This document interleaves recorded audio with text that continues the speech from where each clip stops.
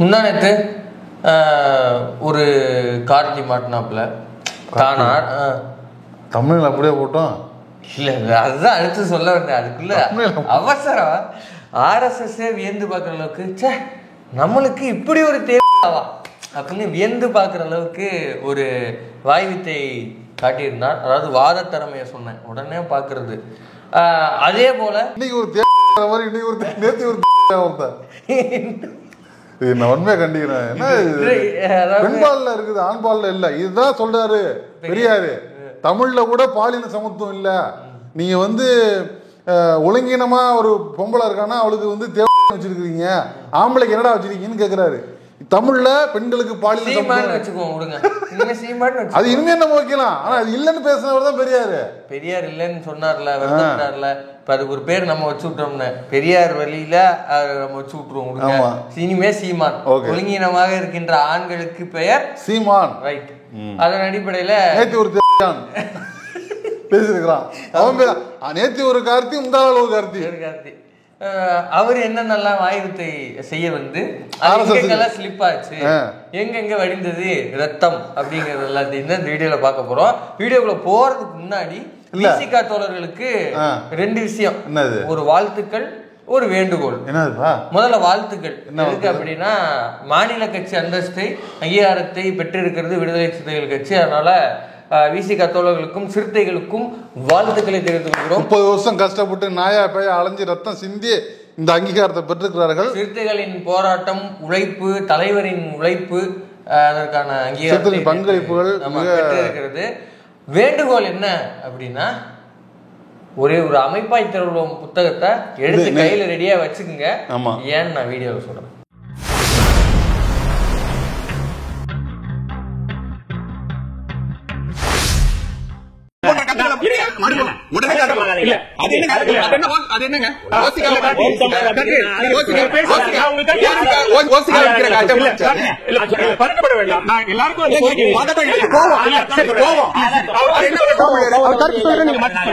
பாருங்க எப்படி கத்துறான் பாருங்க. ஒரு இதே பெயர் கொண்ட தளபதி பெயர் கொண்ட நேற்று ஒரு இவங்கெல்லாம் என்ன பண்ணி தொலைக்கிறது. இதுக்குன்னே கிளம்பி எனக்கு என்ன தெரியுமா பிரச்சனை, இது கூட எப்படி இருந்துச்சுன்னா பாக்குறதுக்கு இந்த சந்தான காமெடி ஒண்ணு இருக்கும். ஏன்டா அப்படி கழுத்தறுத்த பண்ணி மாதிரி கதற அப்படின்னு. கழுத்தறுத்த பண்ணியா? கொட்டை இருந்த பண்ணி தானே சொல்லுவாங்க. அதை இல்ல அது காமெடியில அப்படிதான் வரும். இவங்களுக்கு தான் அது இல்லையா? ஆமா, இல்லாம எப்பறம் இருக்க முடியும்? இருந்த ஆதாரத்தை காட்ட சொல்லுங்க. அதுக்கெல்லாமா காட்டணும், அதுக்கெல்லாமா அப்படி கேட்பீங்க. ஆமா, அப்படிதான் கேட்கணும். அப்புறம் அரசியல் கொட்டை இருந்ததுன்னா அது பேசுவானுங்க.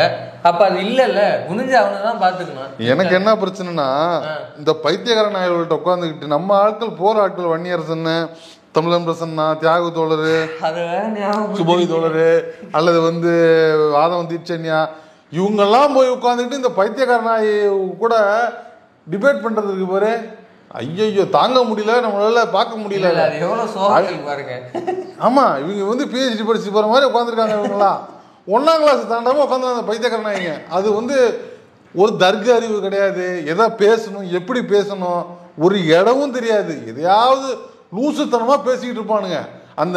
இந்த நித்யானந்தம் வராப்புல ஒரு நித்யானந்தத்தை விட அவனுக்கு மைனஸ்ல இருக்கானுங்க. நித்யானந்தமே மைனஸ். ஆமா, அதுக்கு கீழே மைனஸ்ல இருக்காங்க இவங்க. லே யோசிச்சு பாருங்க, இவருக்கு தமிழ் காமராஜ் தோழர்லாம் அவ்வளவு விஷயங்கள் சொல்றாரா? அவரே கோப்பிட்டு லூஸ் மாதிரி தான் பேசிட்டு இருக்காருன்ற ரேஞ்சுக்கு போயிட்டாரு. ஒரு தமிழன் பிரசன்ன, வன்னியரசன், யோசிச்சு பாருங்க. இவங்கெல்லாம் சேர்ந்து போய் இவன்கிட்ட டிபேட் பண்ணி, இதுல அது வேற டாக்டரா, அது வேற அந்த பீஸ் டாக்டரா. இது சிதம்பரம் யூனிவர்சிட்டியா இருக்கும், சிதம்பரம் தீட்சிதர் யூனிவர்சிட்டியா இருக்கும். என்ன அசராம பேசுறாங்க, கொஞ்சம் கூட சரி கோவப்படுறாங்களா அவங்க? அவங்களுக்கு ரவுத்திரம் வருது, ஆற்றாமை வருகிறது. எதுக்கு கோவம் வரணும்? முதல்ல ரொம்ப இல்ல அதான் சொல்லிட்டாங்களா, என்னது ஓம் தமிழர்னு சொல்லிட்டாரா அவரு? ஆமா, அதுதான் அண்ணன் ஆதாரத்தோட சொன்னார்ல. அண்ணன் சொன்ன ஆதாரத்தை போடுங்க. ஓம் தமிழர்ங்கிற காரணத்தை சொல்றதுக்கு ஹச்ராஜ் ஆதரிக்கிறாரு, அண்ணாமலை ஆதரிக்கிறாரு, அர்ஜுன் சம்பத் ஆதரிக்கிறாரு, எல்லாமே ஆதரிக்கிறாங்க. அப்ப நான் இதுதானே நம்மளும் சொல்லிட்டோம். அதாவது நம்ம இவ்வளவு நாளா நம்ம பேசிட்டு இருந்தோம். அவருமே அந்நியரசனுமே வெளியில மேடைகள்ல தான் பேசிட்டு இருந்தாரு. முன்னாடி மேடைகள்ல பேசிட்டு இருந்தாரு.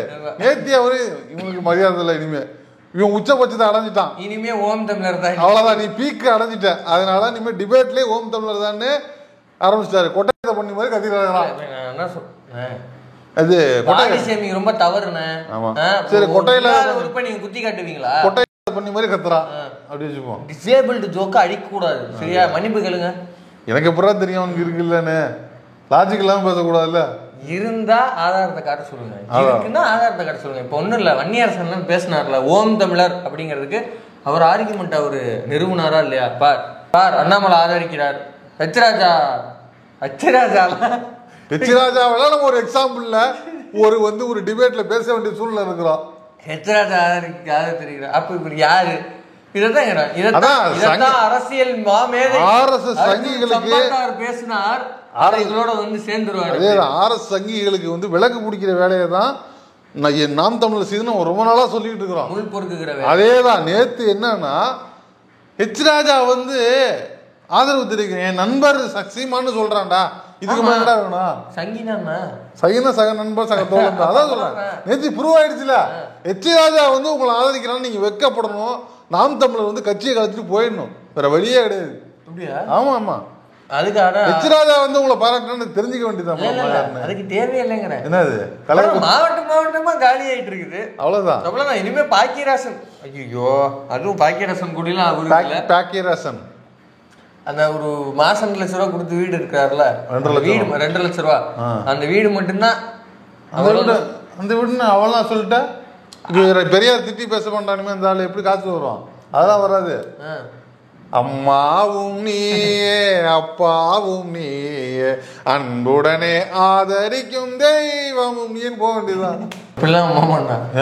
அதான் கல்குவாரி ஓனர்கள் இருக்கிறார்கள், யாரையாவது மிரட்டி கிரட்டி. ஐயா குருமூர்த்தி இருக்கிறாரு, மோகன் பாபு இருக்கிறாரு, எல்லாம் இருக்குது. இல்ல ஓம் தமிழர்னு சொன்னதும் கோவம் வந்துருச்சு அவருக்கு. ஓம் தமிழர்னால நீங்க ஓம் தமிழர் தானே. அண்ணன் ஆதாரத்தை கொடுத்தாருல, இப்போ பெரியார் பேசுறதுக்கு நீ ஆதாரத்தை கொடு. இந்த நெறியாள்கை பண்றதும் நம்ம நேற்று வீடியோலையும் பேசியிருந்தோம், இன்னைக்கு இந்த வீடியோலயே அதைத்தான் சொல்றோம். தயவு செய்து இங்க இடதுசாரியம் குறித்து பேசுற தோழர்கள் இல்ல இந்த சைடு பேசுற தயவு ஸ்பேஸ் கொடுங்க தம்பி. அதான் தம்பி அவங்க கொடுக்குறாங்க தம்பி. அதாவது மனிதர்கள்ட்ட பேசுறவங்கள்ட்ட நம்ம டிபேட் பண்ணலாம், பைத்தியக்கார நாய்கள்ட்ட என்ன பண்ணலாம், அவங்களும் என்னதான் செய்வாங்க, பாயிண்ட் இருந்தா பேசலாம். பைத்தியக்காரனாக ஏதோ ஒன்று உலகிட்டே இருக்குது. அதுக்கு அவங்களும் அவங்க மேய்ச்சி தானே ஆகணும், என்ன பண்றது? மேய்க்கிறதுலாம் ரைட்டு.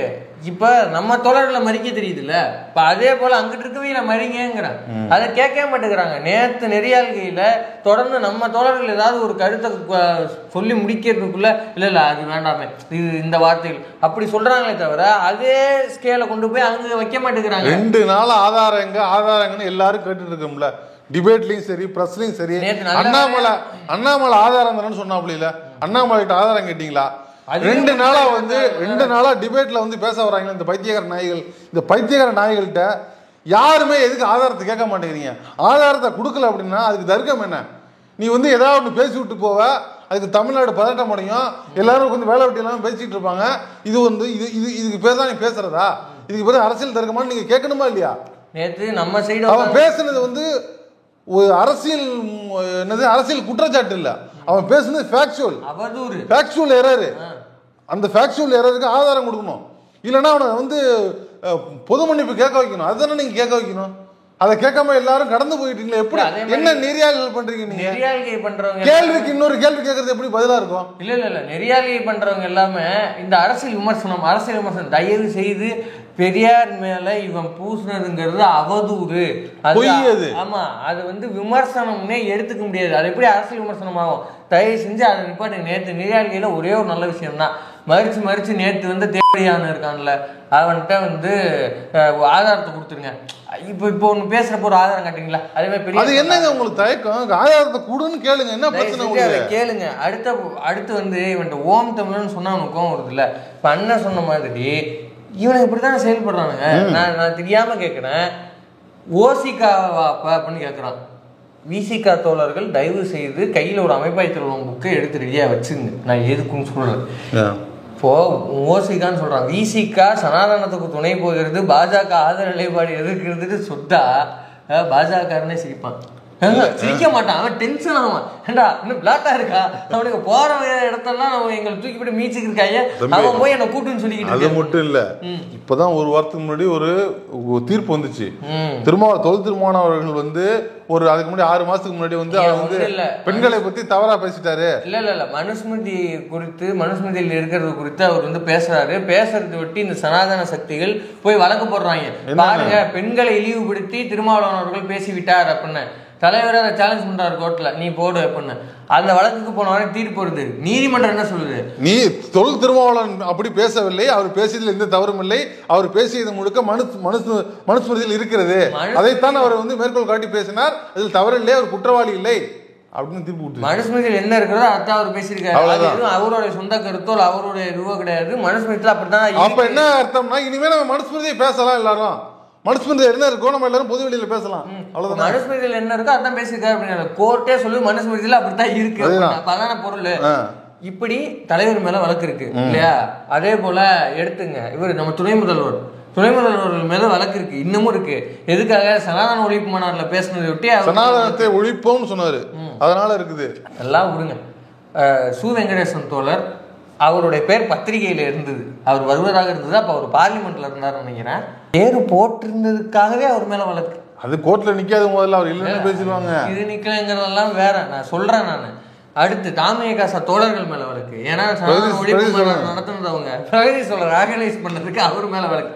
இப்படி பொது உடைமை கட்சி தோழர்கள் மேல, திமுக காரர்கள் மேல, திமுக தலைவர்கள் மேல, விசிக தோழர்கள் மேல, விசிக தலைவர் மேல வழக்கு இருக்குது. இப்படி ஒரு வழக்கை சனாதன சக்தியை எதிர்த்து எங்க அண்ணன் பேசுறதுக்காக ஒரு வழக்கு இருக்கு அப்படின்னு சீமான் மேல இருக்கிற ஏதாவது ஒரு வழக்க, இல்ல சீமான் கட்சியில இருக்கு உங்க மேல யார் மேலேயாவது இப்படி ஒரு வழக்கை காட்டிடு அப்புறம் பேசு. இருக்கு என்ன இருக்கு? விஜயலட்சுமி கொடுத்தது வந்து 7 முறை கற்கலைப்பு செய்தது, காலங்காலத்துல சரக்கு போட்டு வந்து என்ன வந்து டிஸ்டர்ப் பண்ணனா, 2009 வந்து ஈழ அழிப்பு நடக்கிறேன்னு சொல்லிட்டு மதுரையில போட்டு டங்காஸ் பண்ணா, எவ்வளவு கேஸ் இருக்குது. அடையாறுல வந்து வீட்டை காலி பண்ண மாட்டானு 15 வருஷமா வாடகை கொடுக்கல, அவனை வீட்டை காலி பண்ணு சொல்லி வீட்டு ஓனர் கொடுத்து அந்த கேஸ் வந்து நடந்து முடிஞ்சிருச்சு. அப்படி ஒரு கேஸ் இருந்துச்சு. நேத்து 60 கவுண்ட் பெரியாரை பத்தி என்ன விளையாட்டா தம்பி, இவ்வளவு கேஸ் இருக்குது. இப்படி இதெல்லாம் என்ன மக்களுக்காக, தன் மக்களுக்காக, குடும்ப மக்களுக்காக. இப்படி சிங்களவன் சீமான் மேல இருக்கிற வழக்கு பூரா என்ன வழக்குனா, பொய் சொல்லி அவதூறு பரப்பி திருட்டுத்தனம் பண்றதுக்காக போட்ட வழக்கு இல்லையா? வீடு மேட்டர் என்ன, வாடகை கொடுக்கலங்கிறதான வழக்கு. இப்படியான வழக்கு தான் உங்க மேல இருக்கு. நீங்க எல்லாம் விசிகா இயக்கத்தை பற்றியோ தலைவர்களை பற்றியோ பேசுறதுக்கு உனக்கு உங்க அண்ணனுக்கு கட்சி மனுஸ்மிருதிங்கிற அந்த புத்தகத்தை அவங்களே அச்சிட்டு 10 ரூபாய்க்கு ரொம்ப எளிமையா வந்து எல்லாருக்கும் அச்சடிச்சு கொடுத்தாங்க. நீங்க இது மாதிரி அந்த மாதிரி நாம் தமிழர் இருந்து ஏதாவது எழுதி கொடுத்துருக்கீங்களா? சனாதனத்துக்கு எதிராக, இங்க உள்ள பார்ப்பனியத்துக்கு எதிராக சமர் செய்தது என்ன? நாம் தமிழர் செய்த காரியங்கள் என்ன? அடுத்து வருவான். இவன் வந்து பேசிக்கிறோம் சொல்றான். அமைச்சர் சொன்னாரே இது ராமராஜ்யத்தின் நீச்சுன்னு சொன்னாருதான். சொன்னதுக்கு தலைமை கூப்பிட்டு கண்டிச்சது. தொடர்ந்து எல்லாரும் விமர்சனம் பண்ணாங்க. ஏன் நம்ம விமர்சனம் பண்ணியிருக்கோம், எல்லாரும் விமர்சனம் பண்ணோம். அதை ஏத்துக்குச்சா திமுக? அதை ஏத்துக்குச்சா? இப்ப வரைக்கும் போன டிபேட்டுக்கு ஒரு நாள் அவன்கிட்ட கேட்டாங்க கேள்வி. என்ன கேட்டாங்க? இஸ்லாமியர் மக்களிடம் வந்து ஜாக்கிரதையாக இருக்கணும், கவனம் எடுத்துட்டேன். கண்டிச்சு எடுத்தப்ப நான் கண்டிச்சுன்னா யார கண்டிச்ச? உங்க அண்ணனை கண்டிச்சோம்னு சொல்லுங்க. அதுக்கு முன்னாடி இருங்க அப்படிலாம் விட முடியாது. கண்டிஷனா யார் கண்டிச்சா? நாம் தமிழோட வரவேற்க தானே அது. உங்க ஒண்ணு தானே எழுதணும். அதை இல்ல வேற எவன்டையா கொடுத்து எழுதுனியா? இல்ல RSS காரன் வாங்கிட்டு வந்தியாத? எவன்ட்ட வாங்கினா? யார கண்டிச்சப்போ? உங்க அண்ணனை கண்டிச்சனா கண்டிச்சோம்னு வெளில சொல்லு. செயற்குழு கூப்பிட்டு நாங்க வந்து எங்க தலைமை ஒருங்கிணைப்பாளர் கண்டிச்சோம், இதை எடுக்க சொன்னோம், அப்படி ஏதாவது முதல்ல ஏன் எழுதுன, எப்படி எழுதுன, என்ன அடிப்படையில் எழுதுன அதை சொல்லு. கடந்து போற அப்படியே அதை நாங்க எடுத்துட்டோம்னா அப்படியே பறந்து ஊரிய ஏன் எழுதுன, எதுக்கு எழுதுன, என்ன அடிப்படையில் எழுதுன அதை சொல்லு. அதை கேட்க நிறைய ஆள்கள் உள்ளவங்க அதை கேட்க மாட்டீங்களா? கேட்க மாட்டீங்களான்னு கேட்கிறேன். இல்ல இப்ப வந்து திமுக அமைச்சர் இப்படி பேசிட்டாரு அப்படின்னா, அப்ப திமுக அமைச்சர் அப்படி பேசினாரு அப்படின்னா அதுக்கு எல்லாரும் அதுக்கு உண்டான நடவடிக்கை என்ன? தலைமை கண்டிச்சிருக்குது. அதெல்லாம் தாண்டி திமுகவை சார்ந்தவர் தானே உதயநிதி ஸ்டாலின் அவர்கள். அவர் மேல வழக்கு இருக்கா இல்லையா? அவர் அமைச்சர் மேல வழக்கு இருக்குதா இல்லையா? சனாதனத்தை எதிர்த்து பேசிட்டாங்கன்னு இப்படி சனாதன சக்திகள் வழக்கு கொடுத்துருக்குல்ல. சரி அதை விடுங்க. அவருடைய தலைக்கு விளைவிச்சாங்களா இல்லையா? இப்படி யாராவது சீமான் விளைவிச்சிருக்காங்களா? இதே சம்பவம் கலைஞருக்கு நடந்ததுல. இவன் வந்து அப்பட்டமா இந்த விஷயத்துக்கு ஆதாரம் கேட்டா அப்பட்டமா புள்ளிவிட்டு போறான். கலைஞர் வந்து RSS சமூக இயக்கம் சொன்னாருன்னு போய் சொல்லிட்டு போறான். இதெல்லாம் எவ்வளவு வாட்டி மறுத்தாச்சு. எவ்வளவு வந்து இவனுக்கு திரும்பி இந்த கோல் போஸ்ட் ஷிஃப்டிங் வேலையை தான் செய்யறாங்க தவிர இவனுக்கு இது பண்ண மாட்டேங்கிறாங்க. தயவுசெய்து நெறியாள்கையில் இருக்கவங்க இதை கவனிங்க. அடுத்து இவன் வன்னியரசு அண்ணன் மேல அவ்வளவு கோவப்படுறான். நான் தெரியாம இருக்கிறேன், உங்க அண்ணன் ஈழத்துக்காக என்ன நட்டது என்ன, நட்டு கிழிச்சது என்ன, நட்டு கிழிச்சதான் என்ன, தைத்தது என்ன, கிழித்து தைத்ததுதான் என்ன. வன்னியரசு அண்ணன் யாரு? ஒரு பேரே வன்னியரசுரா, பேரே வன்னியரசு. நீ யாரு? அவரு கஷ்டப்பட்டு அங்க இருந்து ஈழத்துல இருந்து கொடுத்து அமைச்ச கேசட் தான் இன்னைக்கு வந்து இங்க வந்து நம்ம பாத்துக்கிட்டு இருக்கிறது. ஈழ போர் வந்து ஈழ போராட்டம் அவ்வளவு தீவிரமா நடந்துகிட்டு இருந்த சமயத்துல இங்க இருந்து அங்க ஈழத்துக்கு போய் அவர் வந்து ஒரு சிடி எடுத்துட்டு வர்றாரு. அந்த சிடியில தான் சிங்களவர்கள் இவருக்கு தமிழர்கள் மீது எவ்வளவு கொடுமைகளை செய்கிறார்கள் அப்படின்னு இங்க வெளியான புகைப்படங்களும் வீடியோக்களும் வன்னியரசன் கொண்டு வந்த சிடி. அவர் வந்து ஈழத்துக்காக செய்த போராட்டங்களுக்காக, அவர் செய்த வேலைகளுக்காக அவர் மீது வழக்கு இருக்குது. அவர் மட்டுமா, இங்க தொடர்ந்து திராவிட இயக்க அமைப்புகள் நடத்திக்கிட்டு இருக்கிற அண்ணன் குளத்தூர் மணி அண்ணன் அவர்களா இருக்கட்டும், கூராமகிருஷ்ணன் தோழராக இருக்கட்டும், விடுதலை ராஜேந்திரன் தோழராக இருக்கட்டும், இவரு தோழர் சுபவியா இருக்கட்டும், இவங்க அனைவரும் ஈழத்திற்காக அவ்வளவு விஷயங்கள் செஞ்சிருக்கிறாங்க. இவர் குறிப்பா வைகோ அவர்கள், அவர் வந்து ஈழத்துக்கு போன டைம்ல அவர் திராவிட இயக்க ஆதரவாளர் தானே. அவர் வந்து இப்பயும் அப்படிதானே அந்த டைம்ல அவர் இல்லையா? ஆமாவா, இப்பயும் அவர் திராவிட போறாரு சொல்லல, இப்படியே அவர் திராவிட இயக்கத்துக்கு இல்லாத மாதிரி சொல்ற சீமான மாதிரி பேசுறீங்க. இல்ல எனக்கு அது ஒரு கேள்வி இருக்கு. என்னது? அவர் போய் பிரபாகரன் அவர்களை சந்திச்ச போது அதுக்கு வீடியோ எல்லாம் இருக்குப்பா. அவர் திராவிட இயக்கத்தில் இருந்தாரா இல்லையா? ஆமா ஆமா தானே. அப்ப எதன் அடிப்படையில பிரபாகரன் அவர்கள் சந்திச்சாரு? அவர் திராவிட இயக்கத்தாலும் தெரிஞ்சுதான். ஆமாப்பா. இப்ப பிரபாகரனே தன்னை ஒரு திராவிடன் எடுத்து சொல்லிக்கிறாப்ல. அப்படியா? அவ்வளவுதானே. விடுதலை ராஜேந்திரன் பேசிருக்கிறாப்ல. பிரபாகரன் தன்னை ஒரு திராவிடன் என்று சொல்லிக் கொள்கிறார். இப்போ என்ன தன்னை அறிமுகப்படுத்திக்கும் போது அவர் அப்படிதான் சொல்றாரு. இன்னொன்னு அதோட போராளிகள் மாநாடு நடந்ததுல, அந்த மாநாட்டுல புலிகள் தங்களை என்ன அறிமுகம் பண்ணிடுச்சு? என்ன பண்ணிச்சு? திராவிட தமிழர்கள் தான் அறிமுகம் பண்ணிடுச்சு. அவங்க அங்க அந்த மாநாட்டுக்கு அனுப்பிய அந்த உரையில தங்களை திராவிட தமிழர்கள் தான் விட்டுறாங்க. அதை விடுங்க, புலிகளின் இது அரசியல் பிரிவு பொறுப்பாளர் யாரு? அண்டன் பாலசிங்கம் அவர்கள். அவருடைய புத்தகத்தில் என்ன எழுதியிருக்கிறாரு? திராவிட தமிழர்கள் தான் எழுதியிருக்காரு. அப்ப திராவிடத்துக்கு பிரபாகரன் அவர்களுக்கு ஒவ்வாமை இருக்குது அப்படின்னா எப்படி இவ்வளவு வேலைகளை திராவிட இயக்கத்தாளர்களோட சேர்ந்து செய்திருப்பாரு? இது ஒரு புறம். இப்ப வன்னியரசனை எதிர்த்து இப்படி பேசுறியே, இப்படி உழைத்தவர்கள் எல்லாம் திராவிடர்களாகவும் பெரியாரை ஏற்றுக்கொண்டவர்களும் இருக்கும் பொழுது இதை எதிர்க்கிற நீ, இதை மறுக்கிற நீ செய்தது என்ன? அங்க இவர் பேசினாரா இல்லையா? இன்னுமா ராஜகிரண் அவர்கள் பேசுறது இருக்கா இல்லையா? ராஜகிரண் அப்படிமான்ல, ராஜகிரண் அவர்கள் என்ன சொன்னாரு? ஏன் படம் எடுக்கிறதுக்காக கேவலமா சிரிச்சாரு. இவன் பேசுறதெல்லாம் பார்த்துட்டு கேவலமா சிரிச்சு வச்சிருக்காரு, நக்கலா சிரிச்சிருக்காப்புல. அதுதான் இங்க இருக்கிறது. நீ எல்லாம் வன்னியரசனை எதிர்த்து அவ்வளவு பேசுறிய. விசிகா தோழர்கள் கையில் வச்சிருக்க அமைப்பாய் திருவள்ளுவம் புத்தகத்தோட போங்க. அர்ஜுன் சம்பத்தை எப்படி போய் பார்த்து உள்ள கூட்டிட்டு போய் தனியறையில டிபேட் பண்ணி அப்புறம் வெளில தர்க்கம் வாத பிரதிவாதம் உள்ள வந்து உள்ள நடந்திருக்குது. உள்ள நடத்தி அப்புறம் வெளியில அதுக்கு பரிசாதான் வெளியில வந்து இந்த புத்தகத்தை பரிசீலிச்சிருக்காங்கடா. கூப்பிட்டு வெளில உட்கார வச்சு அப்புறம் எப்படி வந்து புத்தகத்தை பரிசீலிச்சிங்களோ அதே மாதிரி மருத்துவர் கார்த்திகேயனுக்கும் டாக்டர் அவருக்கும் அந்த மாதிரி வந்து அமைப்பாளர் திருவள்ளுவர் புக்கை வந்து கொடுக்குமாறு அன்போடு கட்டுக்கொள்ளப்படுகிறது.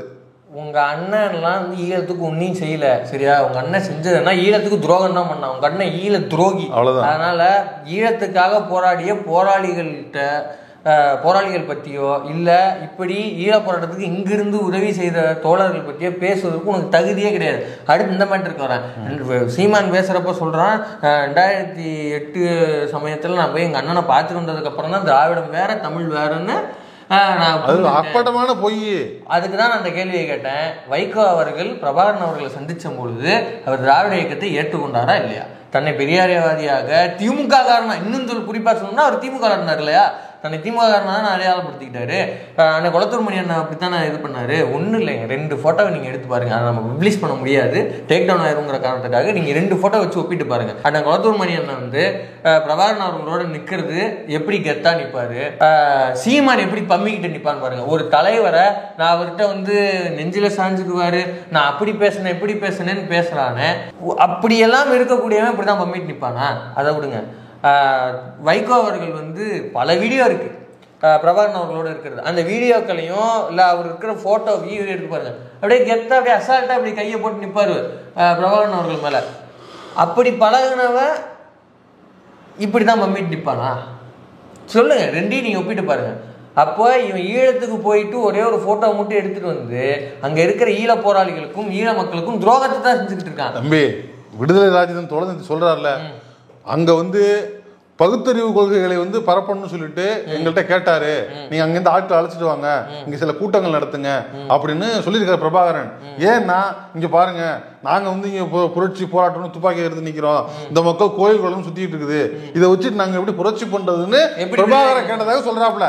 அப்படின்னா ரெண்டு விஷயம் இருக்குது. உண்மையிலே வந்து அந்த பகுத்தறிவு போகணும், அங்க வந்து இந்த மாதிரி பகுத்தறிவு பேசுறதுக்கு எதுக்கு விடுதலை ராஜேந்திரன் சொல்லணும்? இங்க எவ்வளவு தமிழ் தேசியவாதிகள் அழைச்சிட்டு போக வேண்டியதுதானே?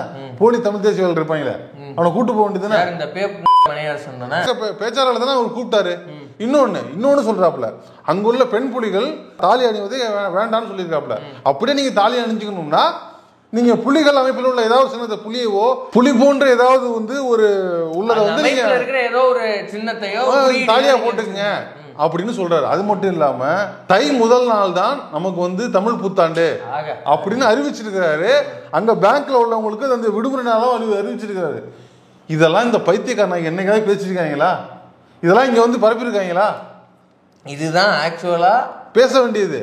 புலிகள் அமைப்பு குறித்தும் பிரபாகரன் அவர்கள் குறித்தும் கருத்தியல கொண்டு போகணும்னு நினைக்கிறவன் இதைத்தான் கொண்டு போவான். ஆமா, அவரு திராவிட கருத்தியல தான் பேசியிருக்காரு கடைசியில. இவன் ஈழ துரோகிங்க, இவன் தொடர்ந்து அதான் சொல்றான். டே, உனக்கு இவ்வளவு வாய் பேசுறல, வன்னியரசன் எழுத்து நீ இவ்வளவு பேசுறிய, உன் கட்சிக்காரன் தானே ஐநா மன்றத்துல போய் சப்மிட் பண்ணா, பெண்களையும் குழந்தைகளையும் புலிகள் அமைப்பு கேடயமா பயன்படுத்திச்சுன்னு அறிக்கை கொடுத்தானா இல்லையா? மறுடா நீ பேசிக்கலாம். பெரியார் இப்படி பேசுறாரு, பெரியார் இப்படி பேசுறாருன்னு சொல்றல, உன் கட்சிக்காரன் அதை கொடுத்தானா இல்லையா? நீ மறுத்து பேசு, அப்புறம் நம்ம ஆதார் சொல்லிட்டு நம்ம அப்புறம் பேசுவோம். தொடர்ந்து இவங்களோட வேலை பூரா பிரபாகரன் அவர்களை வந்து ஏதோ ஒரு டூரிஸ்ட் கைடு போல ஒரு செஃப் ஓனர் வந்து மடைமாட்டுறது இல்லை, அந்த மாதிரி நம்ம பிம்பத்தை கொடுக்கறது அவனோட வேலை. இவன் இவ்வளவு வருஷம் பேசின அரசியல் அப்படிதான் கொண்டு போய் விட்டுருக்குது. இவன் ஒரு ஈழ துரோகி. இவன் தொடர்ந்து ஈழத்துக்கு எதிராக தான் எல்லாத்தையும் செயல்பட்டு இருக்கான். இன்னும் குறிப்பா சொல்லணும்னா நம்ம மனோஜ் சொல்றது தான் சொல்லணும். இவன் இந்திய உலக அமைப்பு கிட்ட இருந்து அசைன்மெண்ட்டை வாங்கி ஈழத்துக்கு மிகப்பெரிய துரோகத்தை செய்து கொண்டு. இன்னொன்னு, பெரியாரை வந்து அங்க தொட்டு இங்க தொட்டு அங்க நக்கி இங்க நக்கி அதை பண்ணி இதை பண்ணி இன்னைக்கு வந்து நீ பேசிருக்கல, பெரியார் தான் என் கொள்கை எதிரி, வாங்கடா இப்ப வாணி, இதைத்தான் நாங்களும் சொல்றோம். இவ்வளவு நாள் வந்து பிஜேபி நீ பி டீமு, நீ ஒரு ஆர்எஸ்எஸ் காரன், ஆர்எஸ்எஸ் அடிவரடி பார்ப்பனிய அடிவரடி இவ்வளவு நாள் பேசிட்டு இருந்தோம்ல, இன்னைக்குதான் ராஜா நீ சரியான இடத்துக்கு வந்திருக்கிற.